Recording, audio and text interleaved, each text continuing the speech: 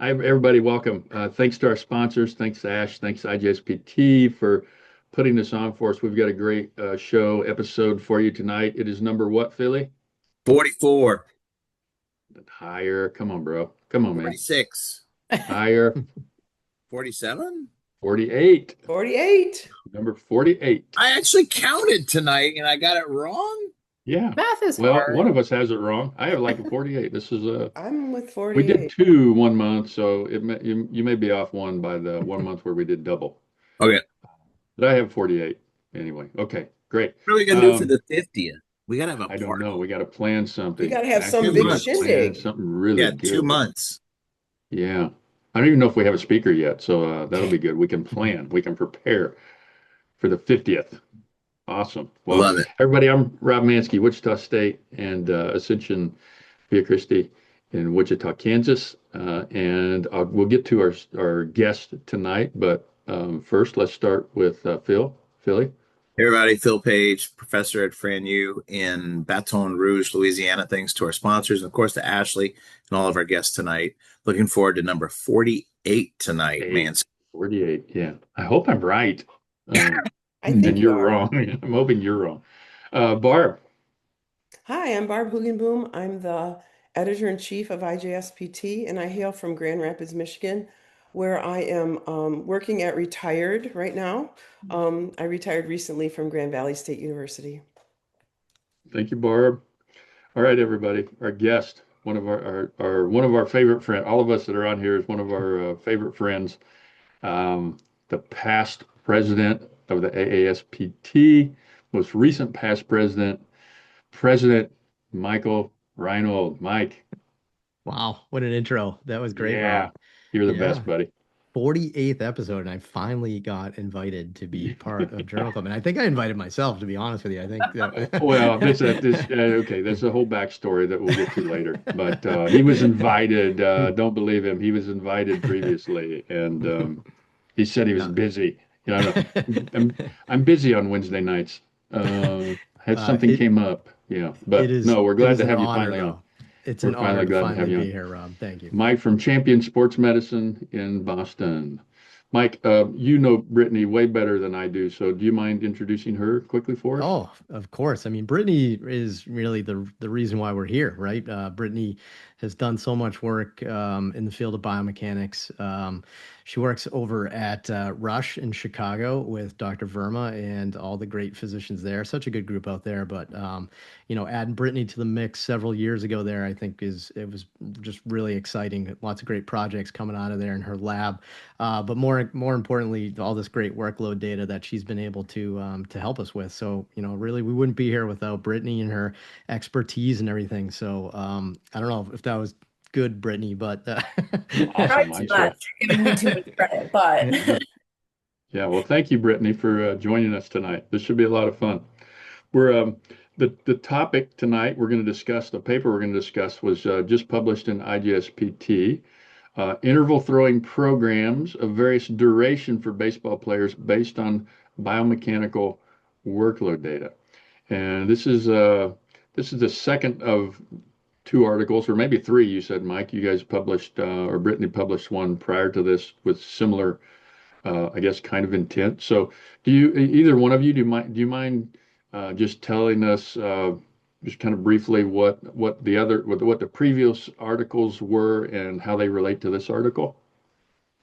Yeah, I'll jump in with a little bit about the why, and then Brittany can maybe talk about the actual articles themselves. But interval throwing programs are such an important part of the rehabilitation process for overhead athletes, and really any sport, right? An interval return to sport is huge.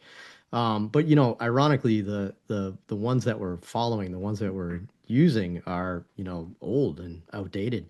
And the irony behind it is, I think the most popular one being used in research studies and plagiarized all over the internet. It was probably the one we published in 2002. So, gosh, 25 years ago in JOSPT. And at the time, it was our best effort of an interval throwing program, and I think it's had decades of what you could say is success, right? Like it's actually had outcome studies that show it's effective, but dated. And I think the irony behind some of these programs is that myself, the one that published it in 2002, I probably haven't been using that interval throwing program for about 15 to 20 years, right? It just took me that long to actually start to write this up and to actually get to the point. But we've been reiterating the versions of it, and then, getting an opportunity to team up with Brittany and actually start to take some of the information we know about the biomechanics of our interval throwing programs and then our workload models that we can create. We really took it to the next level, and I think we made what you could argue is a valid and reliable tool that baseball players can use to get back. And, it was a little bit about, I'd say, the why. And then Brittany, I don't know if you want to, comment. You've had a series of papers here, maybe where you started in this process, but that was my why by teaming up Yeah, with no, I Brittany. think that's great, Mike. Thanks. And Brittany, yeah, give us kind of a evolution of the papers, I guess, if you will. Well, I think a part of the why too is some of these programs kind of took from different programs to make their own, but there was no backing on that. There was also, it was so ambiguous. It was just throw every other day and do this. And then the pros get Mike. The pros get someone to watch them every time. But the 12-year-old who just had TJ or an old Volvision fracture, they don't have anybody. They just have to follow this piece of paper. And the athlete, the parent, they're all kind of lost. So we wanted to give them a little bit more of guidance as well. So I think that's where we kind of started, like, how can we guide these athletes better? Can we make it more efficient? And can we help them not get hurt again? So I used to work for Modus, where we developed the Modus, I want to say Pulse, but that's Driveline Pulse now, Modus sensor, that looks at the way that you throw with every throw. And we were able to amass an insanely large database. I think before Driveline ended up buying it was over like 15 million throws. And so we're like, how can we use this now to start getting this data out? And so we took a D1 college team that had went and had tracked or had marked distance for every throw, and we were able to take it ended up being, I want to say 220,000 throws and start to look at what's happening at the elbow with each throw. And can we make an algorithm and find ways to be more specific? So we're looking at each throw instead of just saying, okay, throw 5 here, step back, do this, and we're just going to guess because it's 100 throws for today. Let's be more specific. And actually, we only want 95 throws today. So we became nerds and looked at this data and then were able to plot it out and make adjustments to this program to develop something that's really efficient and that stays within a really tight window, to make sure that we're not seeing injury spikes. Is that so? That was the first two studies you did, or you're That's all relating three. that into this one? All three, yeah. So the first one that was not with Mike was using all the same stuff, but we went and pulled like the prominent, I think it was 4 MLB surgeons,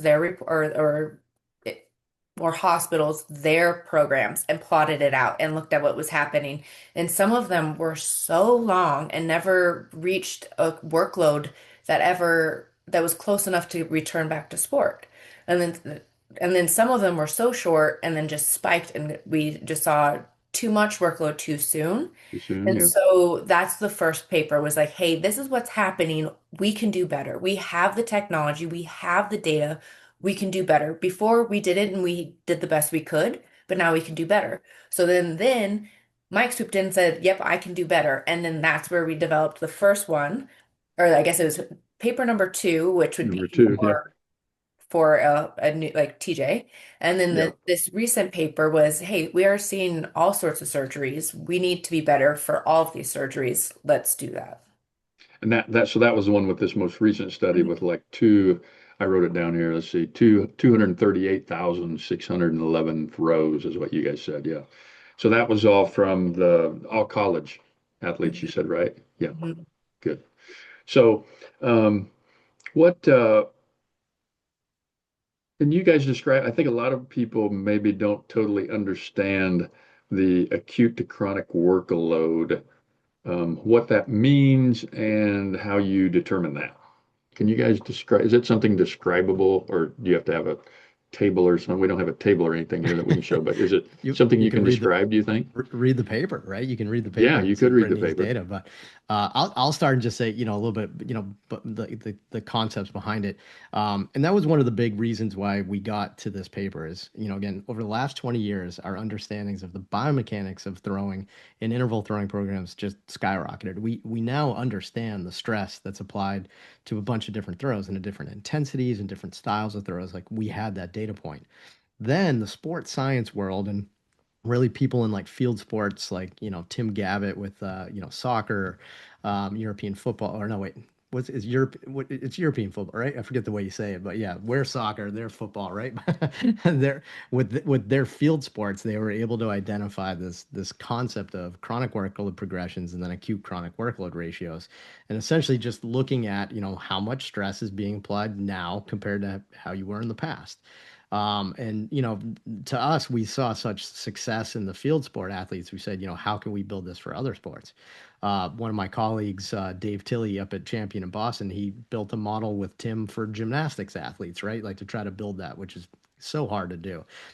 So we got to do that with baseball because we had all the biomechanical data. We just needed to put it together. So, Brittany, you want to talk about the specifics of what we did? So with acute, we did acute to chronic. So it was 7 days, your workload of what you're doing the last 7 days compared to the last month. And you want to stay like a 1-to-1 ratio, would be like you haven't changed anything, you haven't sat out, you haven't played harder. There's a sweet spot. So it'd be 0.7 to 1.3, I think what it is the sweet spot of if you can stay within that, there's not going to be a spike in injury.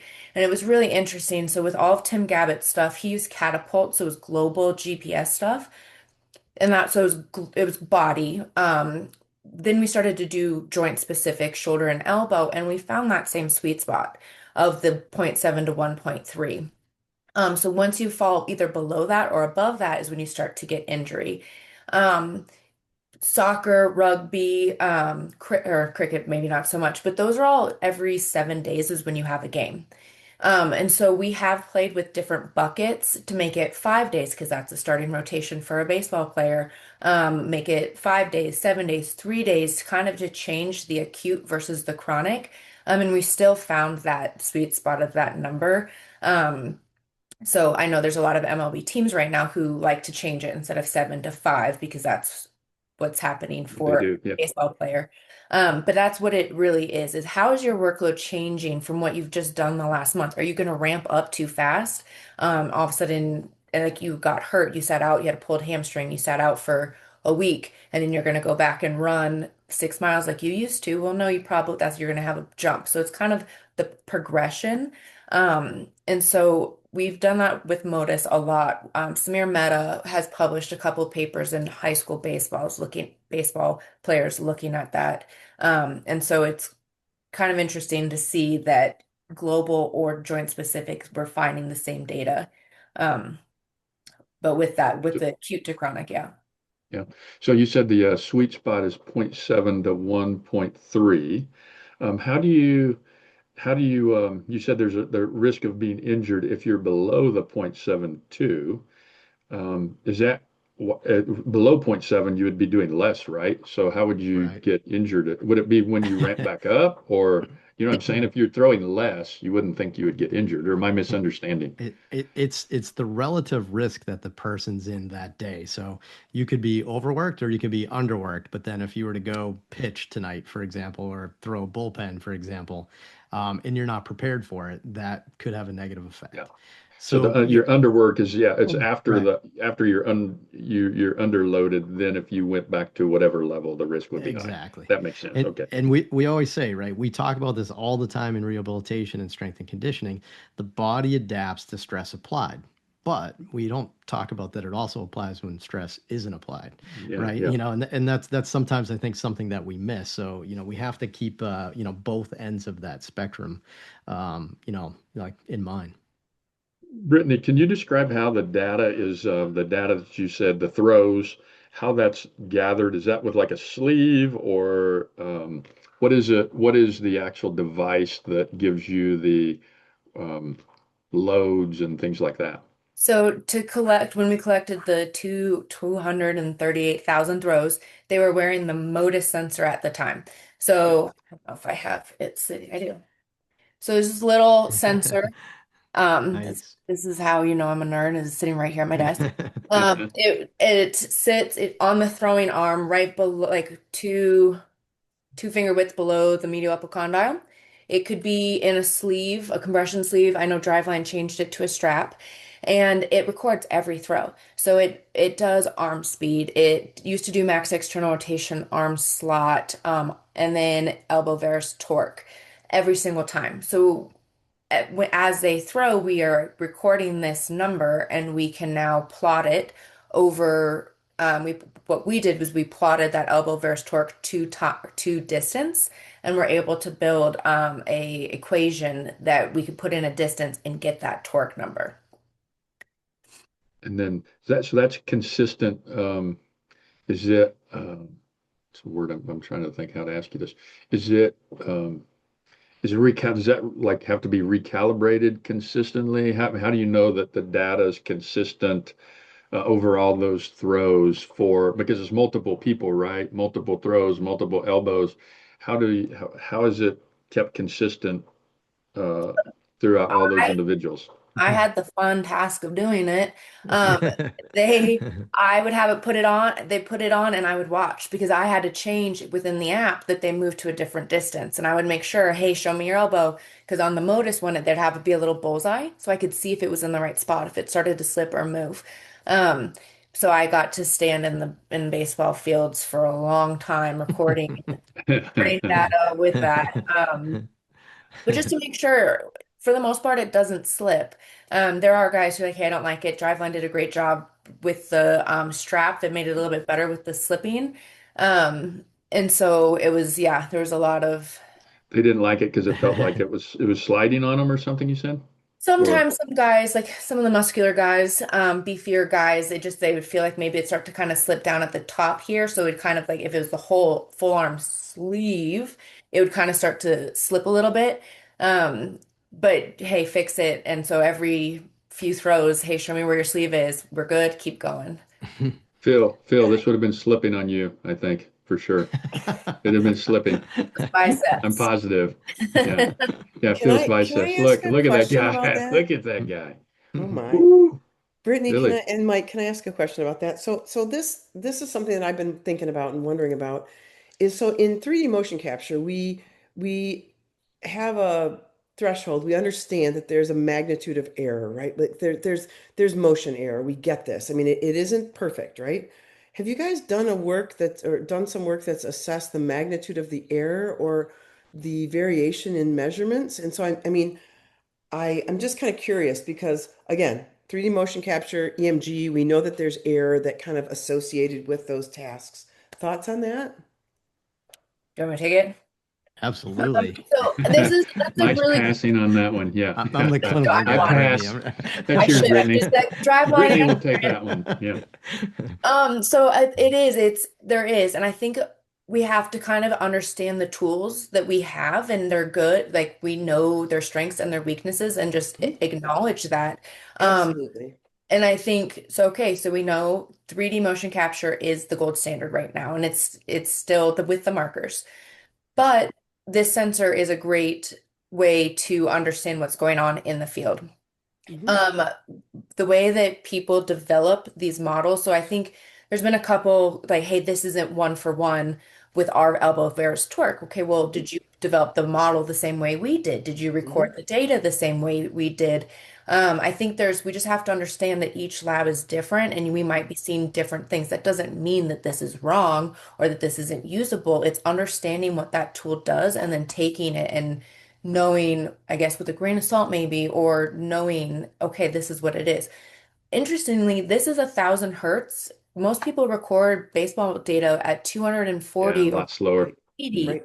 So is that the gold standard still, or are we getting, or is maybe Exactly. IMUs are starting to become Right. that's better? Mhm. We don't Right. know. Same too with markerless motion capture. Everybody wants to Absolutely. hate on it. Oh, it's not the same as marker.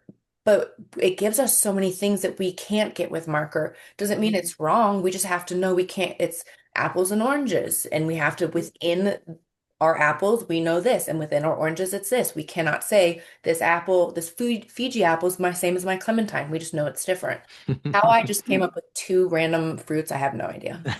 Yeah, But I that's a don't know great either. answer. And I think that for people that don't understand the relative measurements of systems as well as technology, that's a really great answer, Brittany, and I really Right. appreciate it because I think that people like to hate on certain aspects of things. But again, 3D motion capture, quote unquote, the gold standard, has a lot of error, skin error, and you can't bring it out on a baseball field for God's sake. So, I think that those are really important considerations. Thank you. And Barb, Awesome, I'd say, Barb. it comes down to reliability and validity. That's just like Hmm. everything else, right? Hmm. There's a handful of studies, including our original weighted ball paper that we published, that actually show that it's reliable. So we know it's reliable. That part was the easy part in my mind. In terms of the validity, there's studies that show it correlates, right? So Right. it correlates. You have to remember that the numbers are different, and that's where it confuses Absolutely. people sometimes. But between marker and markerless, they're also different. It's different Hmm. technology. But if Absolutely. you were to graph them over each other, they correlate. So, Right. you have to understand that it's not a one for one in terms of validity, but the correlation is there. So for us, Right. we put it in our last paper, the references for reliability and validity. It's not small. I don't think we're grasping at straws with that Right. information. We Right. feel pretty comfortable with And we're back to clementines and Fuji's. I mean, it is what it is. I mean, it. Right, but I don't know if I could tell you the clinically, difference between a clementine and a Fuji. well, one's an apple and one's an orange. yeah, we'll start Oh, it there. is. Well, there you go. Now I There you would know go. then. One is But what color is the Fuji? What color is the Fuji? I know what a It's clementine is. red. Yeah. It's a red apple. It's It's red. red, like Okay. a Good. like several apples. But All like right. clinically, that's important to know, right? So if you only have one, you have one technology option that maybe like there's an argument about the validity, but again, it correlates. If it's reliable and that's your ability to measure a patient point A to point B, then at least you know you're getting reliable data on change, right? And Right, keep using It- the same technology. right. Don't try to right, use something Don't different. try and Right. overlap them and then say, well, it didn't work. It's like, well, right. we're back to comparing It's food. Yeah. clinically relevant. But here's the exciting part. You don't need these sleeves anymore because you have our papers, right? And you have our throwing program. So we built the throwing programs using Perfect. that data. So that way we know that, look, there's people all around the country, the world, that don't have access to technology and radar guns and motion capture systems. Yeah, heck, even quality physical therapists and surgeons, right? We know that. So what we have now is a very reliable, valid tool that people can use with minimal friction, right? So it's very equitable. You can just jump in, you can use this program, and you know it's going to work. Sure, will a big league team slightly modify this because we know somebody's long toss mechanics differ? Sure, but that's not the point. The point is now is we have a clinically relevant tool that the world can use very simply and not need the sleeve and not need to use an IMU. That's the exciting part. You guys tell us what are some of the, once you ran all the data and you found out what you found out, what were some of the most surprising things you think that came out of this study? I mean, what kind of shocked you, or did you know did you know you were going to find what you were going to find before you did it, It's or it's a good was question. I'll start and say this. I was pleasantly surprised that we were close, and I think that's the point.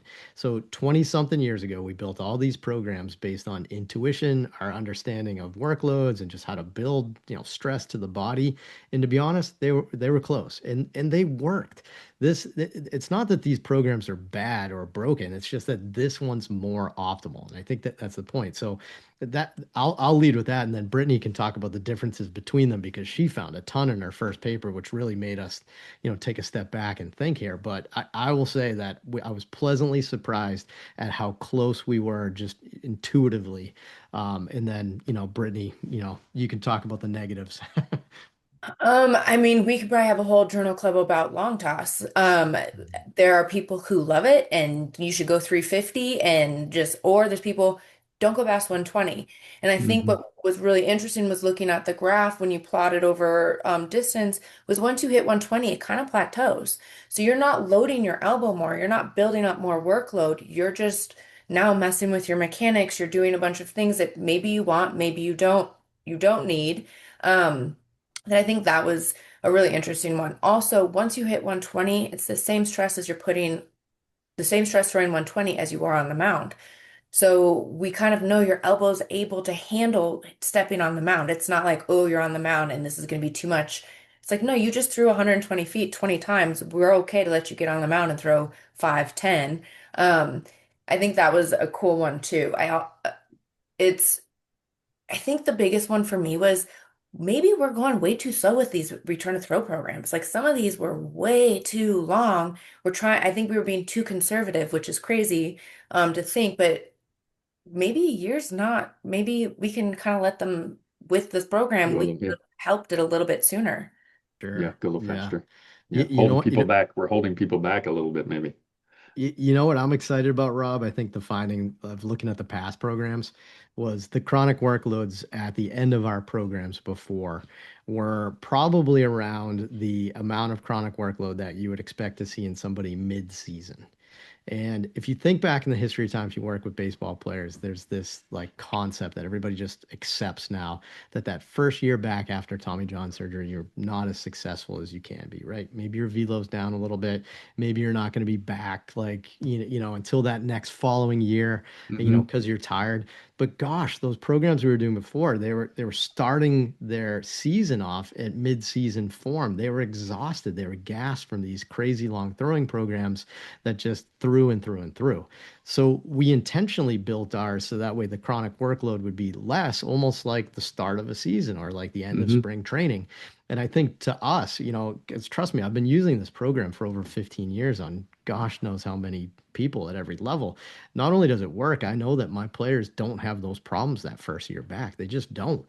And now we know why, I think. I think they're coming back fresh. They're coming back ready to compete instead of exhausted and at the end of a season. To me, I think that was probably the most exciting thing that we picked up on. You have like a real baseline you're starting from versus just a random Yeah. number and yeah, distance. Yeah, that makes Yeah. sense. Um, let's go to some of our questions if you guys don't mind. And Mike and Brittany, we'll get Nicholas Garcia's address so you can send him a bill after you answer this one. Oh boy. Um, yeah, yeah. You got a 14-year-old baseball and tennis player, right hand dominant, right medial epicondyle stress fracture, has shut down from throwing for 2 months now. X-rays show improved healing, no signs of inflammation. Now you know why I said you can send him the bill. When and how could I implement these interval throwing programs for this athlete? First question. There's a multiple questions here. How to choose between 6 and 12 week interval throwing program? He has full pain-free shoulder elbow and range of motion, less than 10-degree asymmetry and total arc of motion, and greater than 90% limb symmetry index for upper extremity strength. And Good. lastly, how would concurrently playing tennis 1 to 2 times a week factor into his interval throwing program? So several It, questions there. It's a good question. We can nail this one quick. So, Nicholas, first thing, if he's cleared to throw, and around the 2 month mark, it sounds like he may have just been cleared, but it's close. It might be another month or so. I would put him on the 12-week program. That's the one that we would use for somebody in that scenario.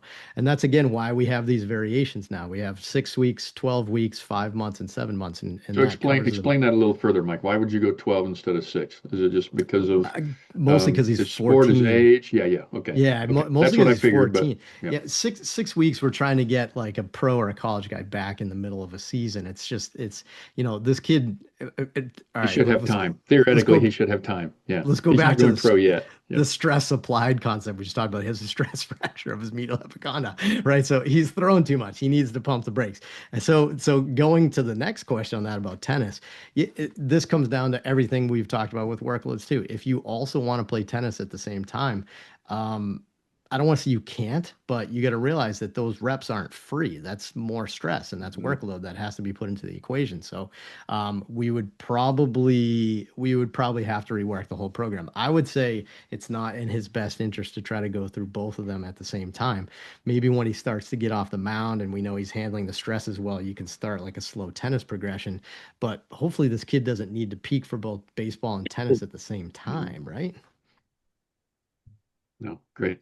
I think that's a great answer. Brittany, do you have anything to add? So people ask about this with hitting, and so hey, I had TJ or I'm coming off an avulsion.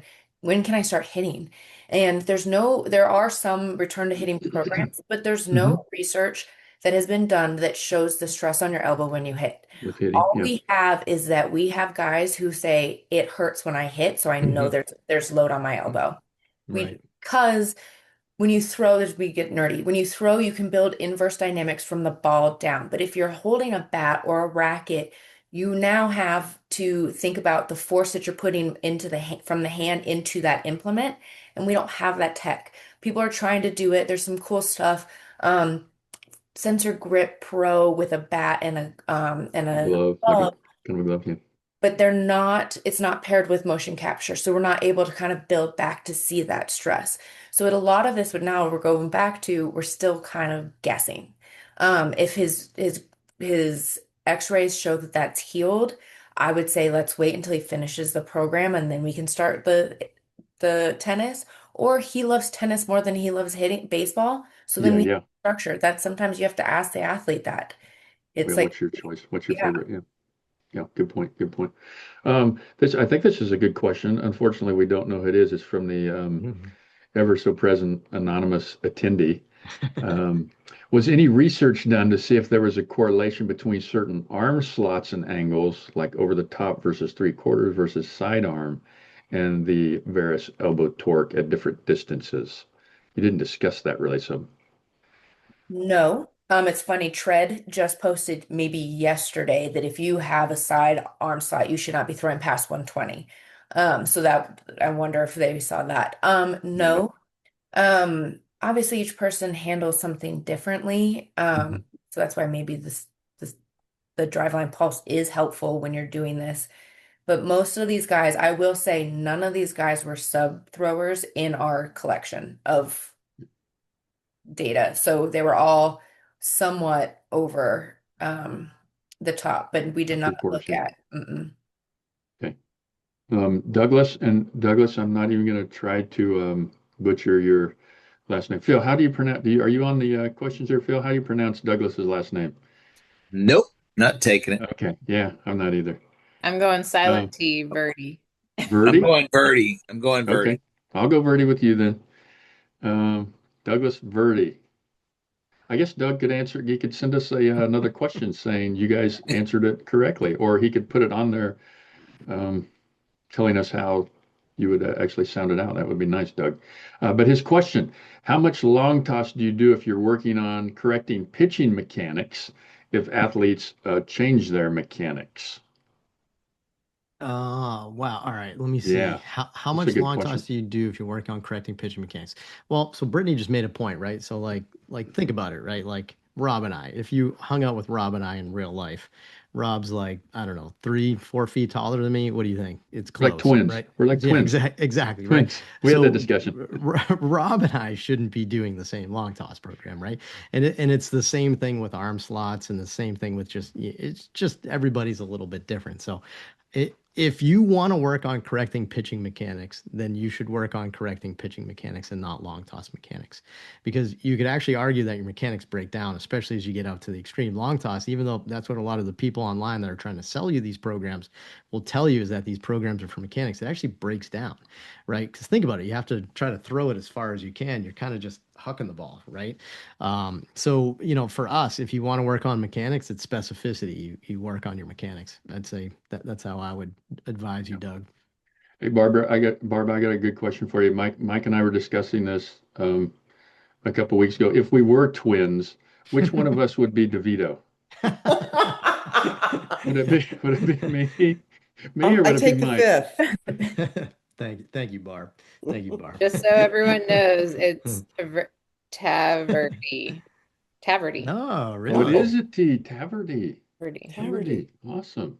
That's missing a Good. vowel. Yeah, it seems like it would be a little bit, but Douglas, did you spell your name wrong? yeah, surely he knows his name, wouldn't you think? All right, Holton Miller, in your research, did you notice any significant difference with a starting pitcher who pitches once every 5 days versus a relief pitcher who may be throwing with a high intent multiple days of the week? There's some good questions tonight, guys. Yeah, Holton, it wasn't like so technically our research wasn't looking at it like the biomechanics of that. It was more about building the programs. Remember, every throw is a throw, right? It doesn't really matter. So the more you throw, right, it's workload becomes an equation, right? So it's an equation of intensity, it's an equation of volume, and it's the equation of frequency. So you have to put that together, right? And we see that all the time, right? I say an example all the time, I'm dating myself a little bit, but if you remember, Tim Wakefield, rest in peace, knuckleball pitcher for the Red Sox, very historical kind of person in the Boston fan lore. He threw a knuckleball and he threw it, I don't know, 70 something miles per hour, sometimes in the 60s. He could throw every night. Sometimes he would come out of the pen in the playoffs and then he'd pitch the next day and then he was just very versatile. But it's because it's an equation. So his intensity was down, so his frequency could be higher and his volume can be a little bit different. So I would just say that, Holton, I would say it's not that it's a difference, but you do have to put all that together. It's not just pitch count and it's not just intensity like velocity. It's kind of putting those together. So you may have a reliever that doesn't throw very hard and maybe they can be a little bit more versatile. And we see all these pitchers now that are going out trying to throw as hard as they can every freaking throw. They have harder time recovering. Gotcha. Travis Stepp, I feel like Ooh, some of Travis. them, I'm guessing he's meaning the pitchers, get ulnar nerve issues or UCL pain when they're using a radar gun to measure stress to their elbow. The acute chronic workload seems like it would be too high in that instance. What do you tell the kids? I can only imagine what you're going to say to this one, Mike and Brittany. What do you tell your kids using radar guns early in rehab when they do a throwing program at an outside facility? Radar guns are very popular now for velocity-based interval throwing programs. So if you look at our program, you could argue ours is distance-based because our program based on how far you're throwing. But remember, we built it off torque. Your body doesn't care how far you're throwing, what kind of pitch you're throwing, right? It doesn't care what your velocity is. It only cares about torque, the stress. So we built our programs based on the stress applied to the body, and that's why I think they work so well. Velocity is very popular right now, and for lack of a better word, I'll call it romantic. So a sports scientist says, wow, you throw 100 miles per hour. If I want you to be at a 75% workload, let's throw a ball at 75 miles per hour today. But that's not how science works, right? That's how numbers work, but that's not how the science works. So it's actually interesting with long toss. If you have a partial percentage of long toss, don't hold me to these exact numbers, but I just wrote an article about this on my website, mikereinold.com/ITP. You can read that. You have that off the top of my head. I just wrote it. But the percentage effort of throw on long toss, the torque's higher. So like, for example, an 80% effort throw with long toss, it's almost 93% torque. That's essentially the same as 100% torque. And that's not the way you do it. So Travis, to answer your question, we are seeing so many injuries during players rehabbing now that I have never seen at any point in my career until the last few years. We have rehab athletes coming back in an interval throwing program getting hurt. That is disappointing. I'll leave it at that.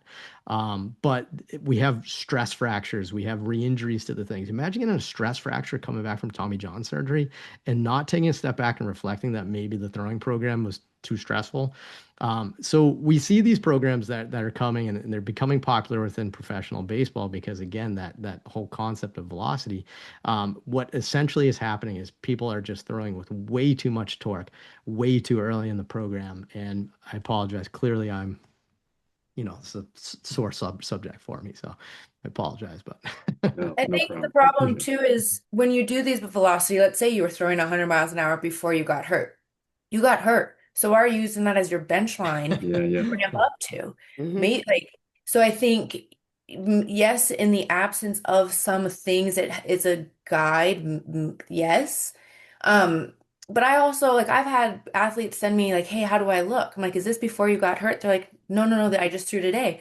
Why are you pitching at Yeah. 45 feet? You should just be, this should just be plain catch. The ball Catch. should Yeah. just go to where Right. it needs to be. It should be light, fluid. Why are you zooming it out there? And I think that's a big problem too, is when you pull out that radar gun, something kind of changes, especially in the younger guys, and they think it has to light up. They think it has to get higher. Yes, you're like, hey, bring it back down. I just published a paper looking at asking a high school kid, hey, I need you to throw 50% or 75%. They can't do it. Yeah. Not in the sense, not in the sense of, oh, I want it to be actually 75%, Hmm. but the variability within each of those throws is so high. They don't, the pros can do it. The high school kids, they'll throw like 50 and then all of a sudden it's 70 miles an hour and then it's back down to 62. There's so much variability within each one of those buckets that Hmm.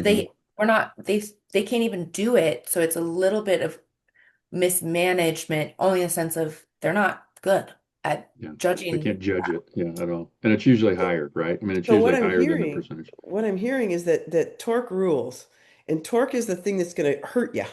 And so, in high schoolers, especially from what Brittany just said, don't have an idea of how torque relates to either speed or distance, potentially. Yeah. Yep. Mike didn't, or Brittany, you probably know, didn't Glenn do a study? I was just about to I say don't, he just yeah. published it He in the did. last like 5 months, 6 months, that Hmm. showed guys who have higher torque, they are the ones getting injured, They but get that, injured. Yep. yeah. Yeah. Makes Um, sense. yep. It's not rocket Total science, sense. right? I think we have a question by Craig, but Craig Dugan, and I think you already answered that, Mike. So we'll go to Luke Johnson. So this is, I know you already answered the question about radar guns, Mike, but this is asking, is there any scientific evidence comparing radar gun guided interval throwing progressions versus the traditional distance-based programs for pitchers, comparing returning from injury, looking to see what happens? Are there any actual studies that have compared the two, or is it just No. like your Yeah. empirical evidence That, you have from years of? Not yet, but let's take a step back again. Again, our programs were shown to have the optimal amount of torque, and we know that the percentage of velocity does not equate to the percentage of torque with a radar-based one. So I can only imagine, and trust me, again, I'm seeing players from other organizations come to me 8 months after Tommy John with a stress reaction. I can only imagine it's if we ever did publish a study on that, it's not going to look good.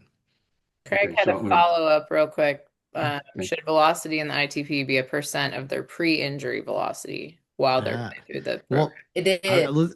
yeah, and I'm going to take a step back too on that, Craig, too, because I should say when I'm talking about long toss right now, because that's the part that's the problem. It's not velocity off the mound, right? It's velocity off long toss that doesn't equate, right? So again, a partial effort throw still has, or excuse me, a partial velocity throw still has high torque in long toss. When you get to the mound, using velocity makes more sense, and that's appropriate. We still use rating of perceived exertion, but we know that that has also been proven biomechanically to have the right torque. So that's been published in a few papers now that show the percentage of effort correlates to torque. So we know that it's built in. I'm okay with using that for the mound, which is I think what you were asking. I think that's what I would probably lean towards if you're going to do that. All right, we got another question from Morgan Ivy, who's been on with us twice, I think, with Kevin, right? Wasn't Morgan on two times? Wow, that's Maybe? Yeah. more than me, Yeah, Rob. that's you've doubled Mike, Morgan. Congratulations. Hey, And Morgan. Thanks for listening tonight. Thanks for joining us. Morgan has a good question. I think that we can build on your last answer, Mike, how to handle that.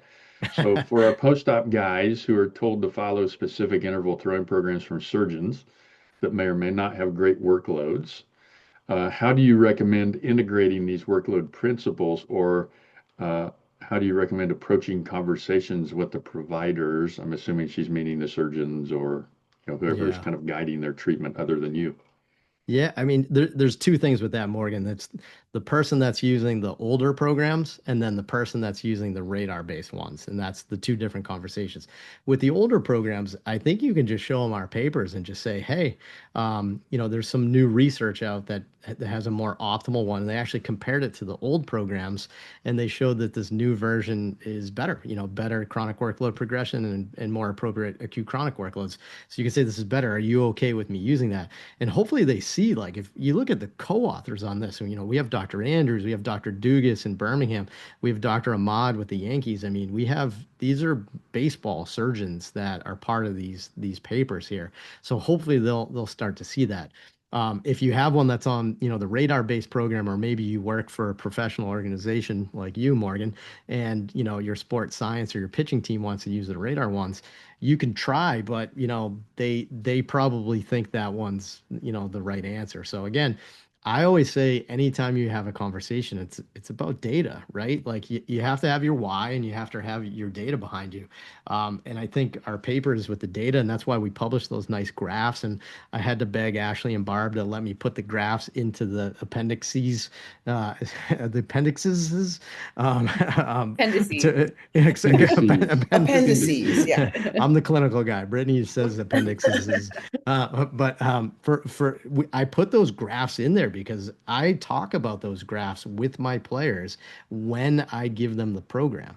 So, Morgan, it's just about talking about it. It's brand new, right? These things just came out weeks ago. So I think, your providers that are locally around you, you send them that new paper and you say, like, is this something you'd be okay with us trying? Because it has a lot of depth to it. Good. Matthew Winters has kind of a long question. Thank you, Matthew, but I'll cut to the chase of it. Essentially, Brittany, you had mentioned that throwing at 120 has the same load that throwing off the mound does. So he's asking simply, do you, if the player wants to throw the longer distance, do you allow them to throw longer distances, or do you explain to them what you said and say you really don't need to and try to refrain from throwing those? I guess it depends also on what level. Is it a 14-year-old? Hey, maybe let's not work on this, but I'm not going to tell a pro how he's going to warm up. And this is a Mike probably answer too, but I usually say we're in the rehab phase. We got to get through this. Once we get through this, then you can start to reintroduce the things that you want to do. You want to go out to 200. You want to start maybe doing some picks, some weighted balls. Let's get through this phase first, get you cleared, then we can start to add in these other things. I think that usually clicks. I've stopped, he had to have been 8, 9, and he maybe a little bit older, let's say 11. He shouldn't have been throwing 60 feet. So some of these guys, you need to kind of watch and look at their mechanics and be like, yikes, we're shutting it down. We're not, yes, it says you're going 75 today. We're not doing that because you can't even throw 60. So I think forward or past 120 or even before 120, granted this kid was on the youth program, we have to kind of monitor that. Can they handle it? Sure. He wants to throw 300, great. Once you are finished this program, you can start adding that in. We talked about this a lot with Yeah. with going longer distance, or the idea of throwing these weighted balls, all these other things. Once you're healthy, yes, but let's just get you through this that point. program before you start to add in all those velo-based programs. What I tend to say for them very simply is once you get to 120, the stress is similar to the mound. So your body's prepared. You did your job to get to the mound. We can go to the mound now. If you want to go longer, 150, 180, we can, but it's not like free. That's going to take another expense. It's going to take a month. So your whole throwing program now is going to be a month slower because you want to go a little further, because it's just the way it works. I think it's safe to go longer. The only thing I don't like is max effort long toss, where you just throw it as far as you can. That's been shown to increase torque on the elbow by 10%, which I just think is unacceptable. But throwing within your mechanics, a nice safe distance between 150, 180, 210, whatever it may be, if you can do that, I think that's okay, but it's going to slow down your program. You can't just jump to that, right? So you're going to have to work to build that up. Both of you have mentioned mechanics, like throwing mechanics. How often do you tweak someone's throwing mechanics? And so this is my question, not anyone on the list here. How often do you actually work on mechanics? What is the most, if you do, what is the most common mechanical flaw you see? And third, do you think after they leave your building and you've been doing the mechanics training with them, do they actually keep it up consistently? I'll let Brittany take that one. Well, I mean, we talk about efficiency. We want Mhm. you to get through this program and then get back to the mound. So we do want to work on some mechanics like, hey, you're getting really pushy because your body is going to protect itself. We're the best compensators, so we know that there's going to be pain from before, so we're going to start to throw differently because we assume that. So we try to kind of like, hey, let's work on just getting into a better arm slot, getting to a better position. We're not working on like pitch design and that type of mechanics, maybe towards the end once we start. But I think we want to be efficient. So I'll catch things because if we let some of these mechanics go, they're going to get hurt in a different way. We start to see a lot of shoulder issues because they're trying to protect their elbow. Let's nip that in the butt. Like, so I think What's the most common biomechanical flaw or whatever, or mechanics thing that you see that is fixable in your mind? Mike, do Is you that a want to? loaded question? Yeah, I, I don't think I see a lot of common. I mean, I guess I see trends. But I think to me it's more the body's protecting itself. So you start to come in here, it's hard to get into layback and then you just get really pushy. If we can teach the body, hey, we did a lot of work in PT. We're strong. We have this range of motion. We can handle this. Letting that get more natural, I think helps that pushiness. That I think for TJ or for just that injury specifically, that's what I would probably see the most. You, Mike? Do you have anything, Mike? Or you? Yeah, I mean, I think the biggest thing with the youth, and that's probably what most people tend to see the most here, is they're just underdeveloped, right? So they just don't use their lower half very well. And that's probably the biggest thing we have them focus with. Like the younger you are, the more you just tend to just throw the ball with your upper half versus your lower Mhm. body.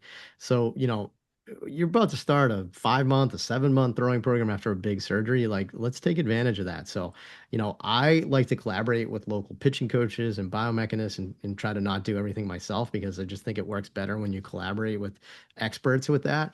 But for us, though, we're always working on little things like tempo and syncing up your upper and lower half and just proper Yeah, arm yeah. path. Like that's the basics you can do with a throwing program. And then when you get to the mound, if you're throwing at 50% effort again, it's like pump the brakes. So you don't have to go see a pitching coach today. But like, as you start to throw with some intent, you can start working on those little cues there. But for the youth, it's just getting their lower half involved, I'd say. Good answer. Um, how are you, Victoria is asking, how are you factoring in the athlete's strength training while they're going through the interval throwing program? Yeah, no, it is factored, Victoria. It's a really good question because sometimes, like in the later phases of Tommy John, when you're out of sync, so maybe you work in a PT clinic and you're not associated with a gym, and the athlete's training at their school or with somebody else, and you guys aren't synced up. We're fortunate at Champion that we have both, and we build our programs together. So our Tommy John athletes, they start working their lower body week 2 with BFR, and then week 4 they get out into the gym and they're following a program for the entire year.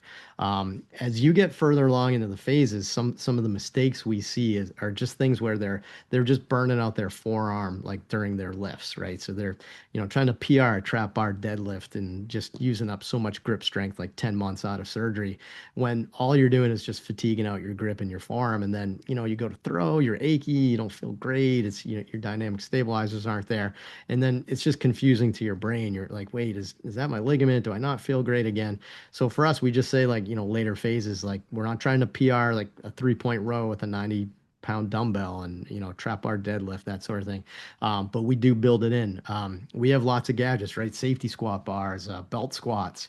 There's so many things you can still do to get these players working. So Victoria, I would say if you don't have it with you, hook up with somebody in your community that you can really collaborate with on these programs and just make sure you're working together as a team. Great. Ash, we got time for one more question? Yeah, No, hopefully we're we have starting to time run for run two late. more. Okay, I one have more question. two. One more question from Jonathan Sum, my man Jonathan from the West Coast. Some evidence shows that flexor muscle strength and cross-sectional area protect against medial elbow gapping, and we know that in the lower extremities, tendon stiffness may be advantageous. What are your thoughts about flexor tendon stiffness protecting against elbow varus torque? Yeah, huge, big. We know when you contract those muscles that you decrease the amount of medial gapping. We know that those muscles fatigue out over the course of an outing and over the course of a season. And, again, that may have a implication as to why some of these athletes are getting hurt. And it kind of goes into my last answer to Victoria here is, workloads are not just on the ligament, they're also on the tendon and the flexor mass. So we have to be really careful that we're not fatiguing out our forearm musculature if they need to dynamically stabilize that medial elbow. So yeah, we do a ton of grip, a ton of flexor work, a ton of FDS work with fingers, because all these muscles are super important in trying to dynamically stabilize that medial elbow. Great. Thanks, Mike. Thanks, Brittany, Mike. Thank you both very much for And I have joining us one tonight. quick question for them. Yeah. Oh, sorry. Okay. I That's thought we were okay. getting We have ready to go time for to two. the case in No, we point. will. So just speaking as the lower quarter rehab person on here, curious your thoughts on implementation in a non-upper quarter injury return to throw, right? So I see obviously a lot of hip pathology. Following it basically as is versus making any significant adjustments to it. Obviously, I worry about I want to protect the elbow coming back from a lower quarter injury. Do you make any adjustments to it based on the fact that we're rehabbing a lower quarter surgical or whatever injury? No, I mean, I really don't. I mean, say like a hamstring strain, something like that, you're probably using the 12-week one. Maybe a FAI surgery, like a hip scope or something like that, you're probably doing the 5-month program. Just because it's a longer rehab process and it's just a slower progression. So, no, I don't think so. I mean, I think, that slow gradual progression, it probably applies to the entire body when you look at the intensity. So we don't have that data, but, for example, we built our programs on elbow torque, but we know it correlates to shoulder torque. So we Right. know that it'll work for shoulder too. I would assume it's very similar with the lower half. It's just about being slow, but. Well, and to Brittany's Britt? point too, like the carryover with comparing like overall workload ratios with catapult data to like whole body workload. I would think like if it correlates the upper quarter to the whole body, then the lower quarter probably should as well. Well, it's Good even study. if with, so let's say it's a hamstring injury or FAI, they didn't throw for, let's say, 4 months. They didn't throw. Exactly. That's the same amount of time that they didn't throw from a For TJ. TJ. Yes, their elbows healed. So I think it's taking a step back. This is acute to chronic. They have Right. not thrown for 4 months. We have to build up their arm regardless of their hamstring. Their hamstring was 4 months of rehab. It's going to slowly start building that up, but their arm hasn't moved either. So we can't just let them go, okay, your hamstring's fine, go pitch. Right. They haven't been throwing. So because I just got this question from a pitching coach last week, like, we develop, if it's a hamstring or it's a lower body, should we develop something different? Maybe in the terms of if you're focusing on the hamstring, but you still haven't have the upper body hasn't been moving either. And we're back to zero. So we need to kind of ramp them up accordingly that way as well. Right. Cool. Thanks. Cool. All right.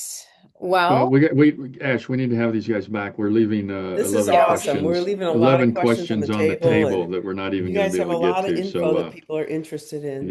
yeah. for sure. Well, we have Maggie McCarthy on here as our ATI IMISCA case in point guest. So Maggie, I'm going to let you go ahead and jump on here. And if you want to just kind of quickly introduce yourself as far as your history with ATI and their residency and where you're located currently, and then we'll jump into your case. So, Maggie McCarthy, I work with ATI. I'm down in Greenville, South Carolina. I did our sports residency program 23 to 24, and then I just recently finished our upper extremity fellowship program. I did that 24 to 25, so was out working in professional baseball during the 2025 season, and then I've recently returned back to Greenville and am now in more of like a clinic-based setting. That's awesome. I think you should be, actually, hold on, let me make sure you should be okay to go ahead and share your screen if you want, and I'll let you just jump in.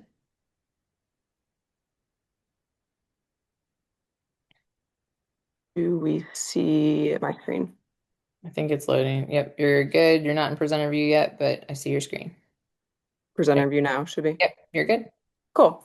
So like I said, I did have the opportunity to work in professional baseball last year, so I thought it'd be kind of interesting to talk about some of my objectives in regards to my experiences with workload monitoring within the professional baseball world, some of the challenges that now come back with workload monitoring in the clinic setting, and kind of how I found best to like navigate those challenges in order to monitor those athletes performing their throwing program at the clinic level.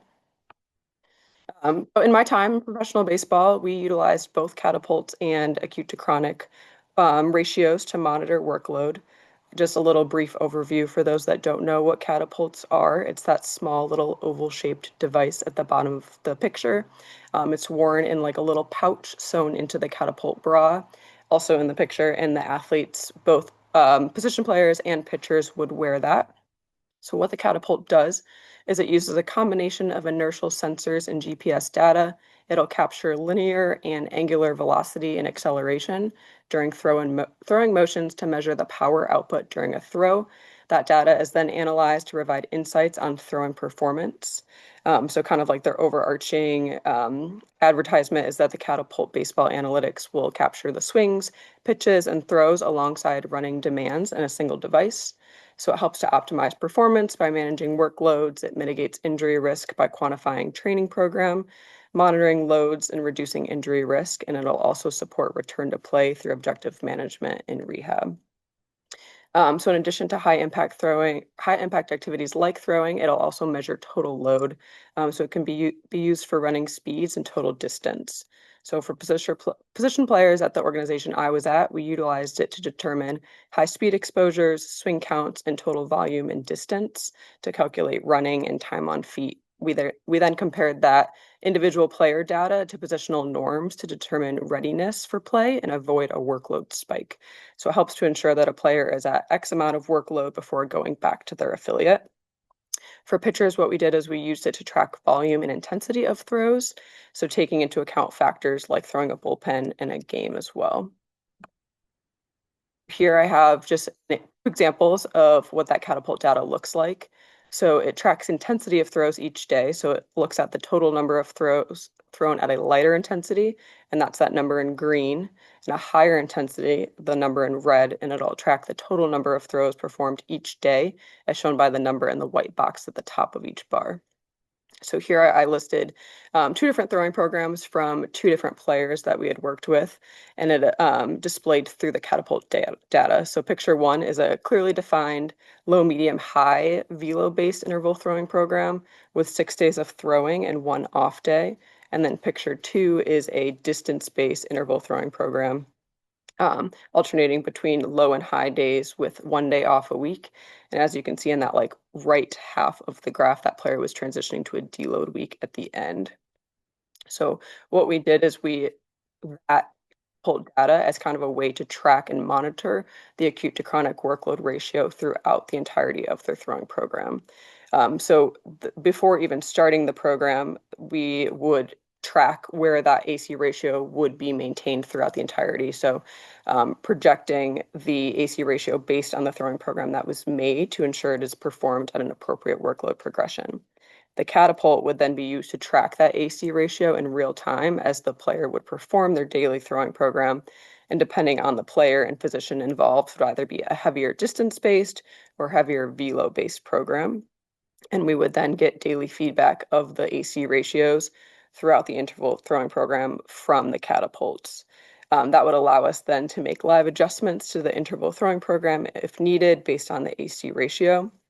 We also utilized what's called weighted AC ratios, which helps to gauge next day readiness because it'll weight the previous 2 days higher and more significantly than the other 4 to 7 days. So overall, we kind of utilized some of that like catapult data to make sure that those AC ratios were being followed appropriately based on intensities of throwing, and almost used it as like a kind of like an objective version to track RPE, to check low versus high intensity throws and monitor the AC workload ratios within real time.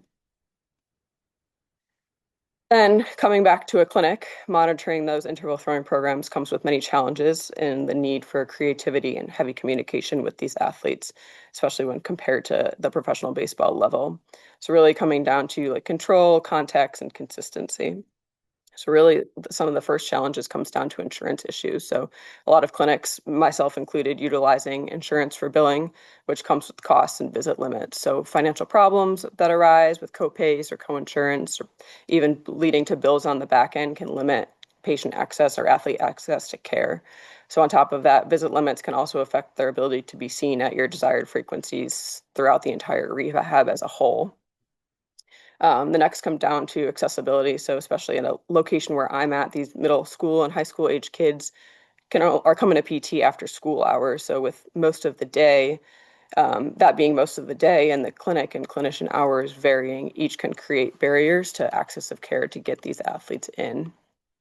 Um, Multiple patients at once, I think, is very common in a clinic-based setting as well. So unless you are at a facility where the sessions are one-to-one care, most of the time you're juggling multiple patients, which can make treatment sessions busy, hectic, and like can potentially put a damper onto the oversight of athletes, which may not always be optimal or ideal.